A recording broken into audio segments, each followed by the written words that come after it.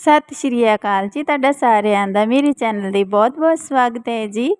उम्मीद करती हैं तुसीं सारे ठीक ठाक होवोगे। चलो जी, अज आपां बनाउने अज वाली रेसिपी। अज आपां बनावांगे सूजी दे स्वीट पेड़े, जिस वास्ते आपां लिया एक कौली आपां लई आ नारियल दा बुरादा, एक कौली आपां चीनी लिया ते एक ही आपां कटोरी लिया सूजी दा ते एक गिलास आपां दुध लिया ते सूजी नूं आपां पहले ड्राई रोस्ट इस तरह करांगे।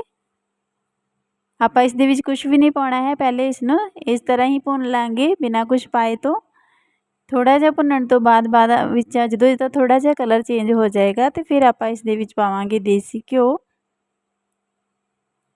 ते हुण आपां इसनूं लगातार इसी तरह हिलाउंदे रवांगे।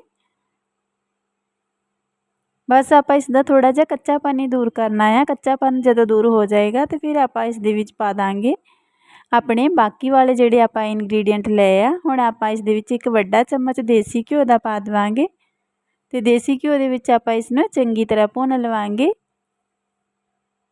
क्योंकि सूजी अपनी गर्म है, देसी घ्यो भी बहुत मेल्ट हो जाता है। तो हुण आपां इसनूं सूजी नूं भुन लवांगे घ्यो दे विच। ते सूजी नूं आपां इस तरह लगातार हिलाउंदे रवांगे तां जो तले दे नाल ना चिपके।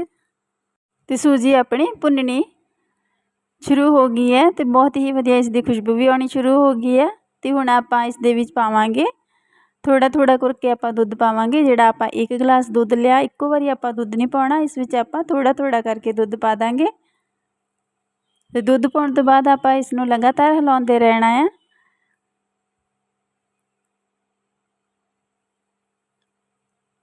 आपां सारा ही इस विच दुध पा देवांगे क्योंकि थोड़ा थोड़ा करके इस विच पावांगे। पूरा गिलास आपां इस दे विच दुध दा पा दिता है। तो हुण आपां इसनूं लगातार फिर हिलाउंदे रवांगे। दुध पाउण तो बाद जो भी अपने इस दे विच गिल्टी वगैरह कोई गुठलियां बनदियां तो उसनूं लगातार आपां इस तरह लावांगे इसनूं तां जो गिल्टियां वगैरह जो भी अपने गुठलियां बणियां तो इसनूं आपां चंगी तरह विच मिक्स कर दईए। तो हुण आपां इसनूं लगातार हिलाउंदे रवांगे तां जो ये तले दे नाल ना चिपके। तो इस स्टेज पर आपां नूं थोड़ा जिहा हत्थ नूं तेज़ चलाउणा पैंदा है, थोड़ी जी मेहनत करनी पैंदी है क्योंकि थोड़ा दुध पाउण तो बाद सूजी भी फुल जाती है तो फिर ये तले दे नाल चिपकदी है। हुण आपां इस दे विच चीनी पा देवांगे, जिहड़ी आपां खंड लई सी उसनूं पा देवांगे। खंड पा के भी इसनूं इसे तरह ही हिलाउंदे रवांगे। चीनी नूं आपां चंगी तरह मिक्स कर लवांगे इस दे विच। चीनी चंगी तरह मिक्स होने तो बाद थोड़ा जिहा चीनी अपना पानी छड्डदी है तो आपां थोड़ा पानी सुका लेना। इस तो बाद सूजी बिल्कुल अपना तला छड्ड दिंदी है कढ़ाई दा। हुण आपां इस दे विच अपना नारियल दा बुरादा पा देवांगे तो इसनूं भी आपां 5 तो 7 मिनट सेक लवा लवांगे। चंगी तरह नारियल दे बुरादे नूं भी इस दे विच मिक्स कर देवांगे। इस तरह आपां लगातार इसनूं हिलाउंदे रवांगे।